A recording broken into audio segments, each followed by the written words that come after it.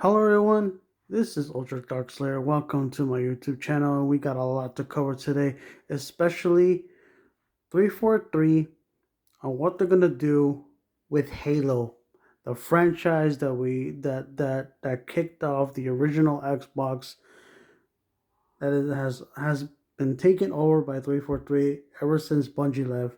So now, after the layoffs, of course we did hear about the people from 343, the new lead of 343, saying that they will still make Halo, still make great stories, still try to see where they want to take the Halo franchise. So to me, it sounded like they are going to probably reboot the game, the gaming franchise of Halo itself.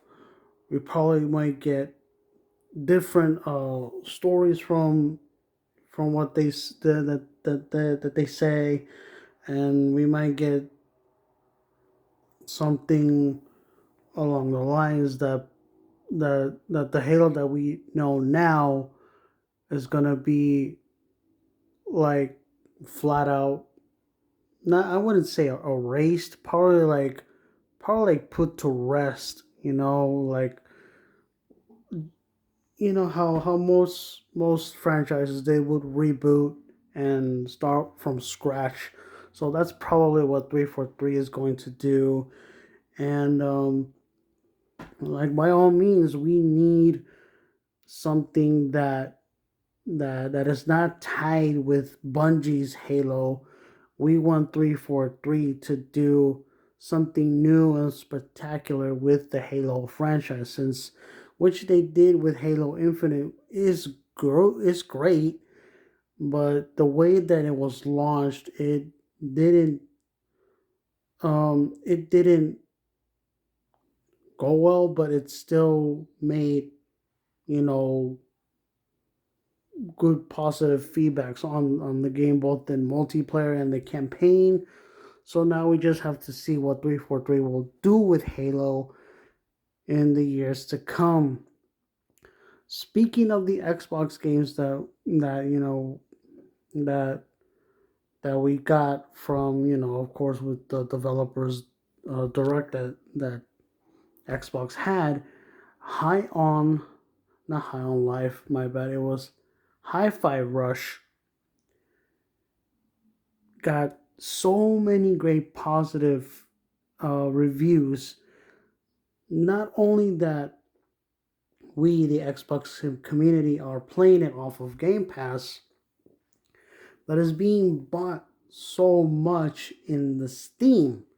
So in Steam is like within in the rankings of that list, made it to top 10, and it is number 8 in Steam sales, which is fantastic. I mean, High Five Rush is a game that dropped out of nowhere, got so much hype, so much positive feedback, and I'm seeing numbers of this game getting a 9, an 8.8, a 4 out of 5. It's just, this game is what Xbox needed to put their foot right into 2023. Oops, I just hit my head. I just hit my chair.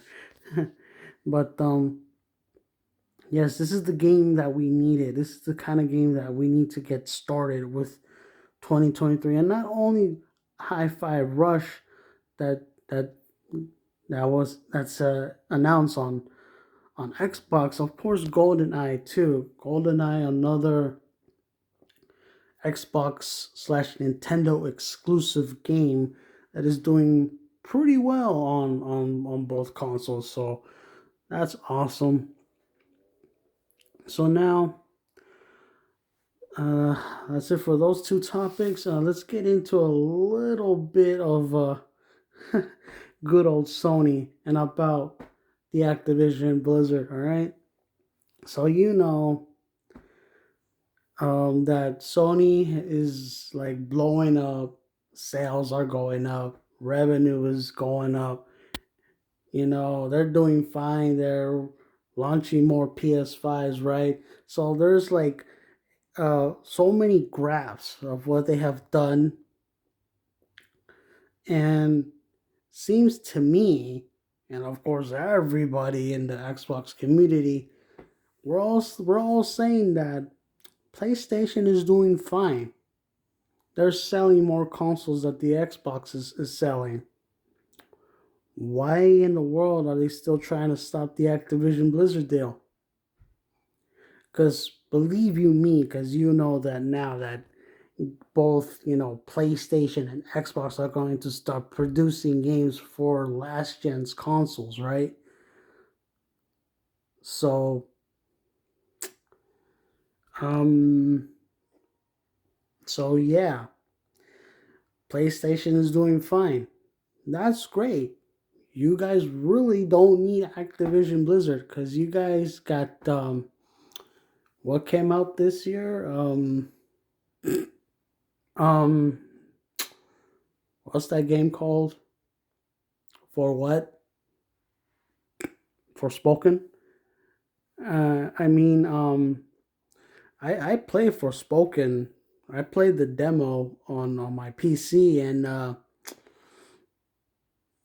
yeah, the game looks great. Game looks great. I won't lie, but the dialogue,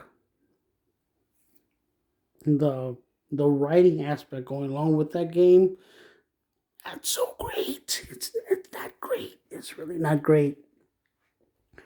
The lead character, wonderful. You know, female protagonist. That's great. There's a lot of female protagonists in every video game. You can be a female in both Cyberpunk and Mass Effect, and uh, play Jill Valentine or Claire Redfield in either of the Resident Evil games that we know.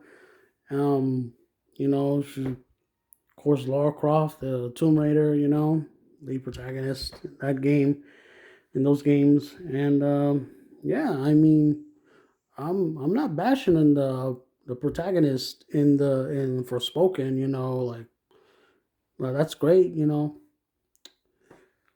another female protagonist in a video game, that's great.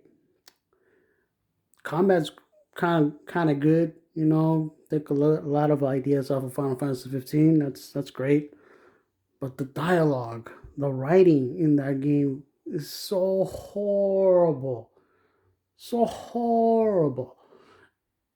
It's just that it's, it's not a great game. It's not a bad game. It's just an okay game to me. So I'm not gonna buy it on PC. So yeah, I'm enjoying Hi-Fi Rush.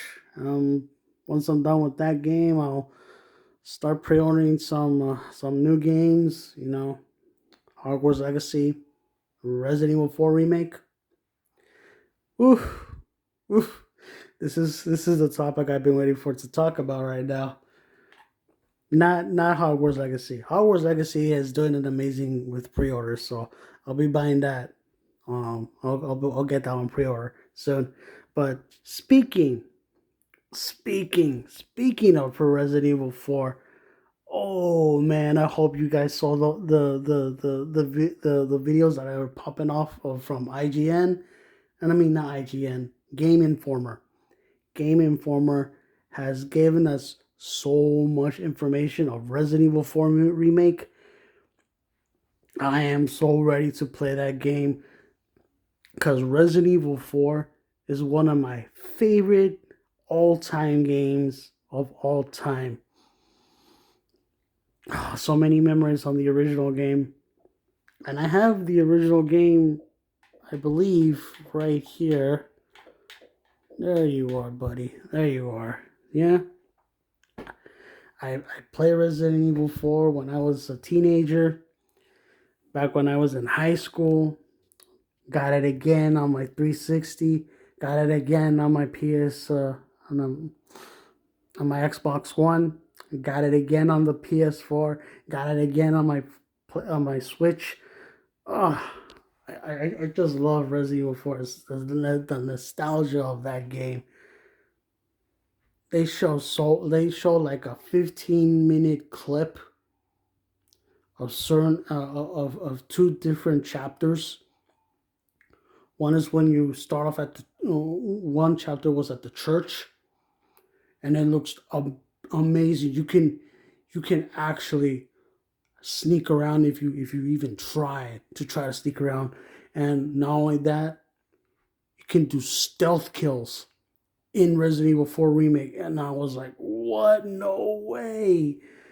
No way. So there's like, I'm pretty sure there's going to be an achievement for sneaking around like as much as you can in the game to get that achievement. Oh, and plus there's also a no knife achievement, only knives achievement. I can't wait for that, man. That's gonna be insane. And the game looks so good. It looks so ready. It looks so ready. I can't wait. And also they tone it down the hiding mechanic for Ashley, but so now you really gotta protect Ashley from the Ganado. So I'm ready. And what I saw in the interview video that the creators are behind of Resident Evil 2 remake, of Resident Evil 4 remake, are the same, is the same team that did Resident Evil 2 remake.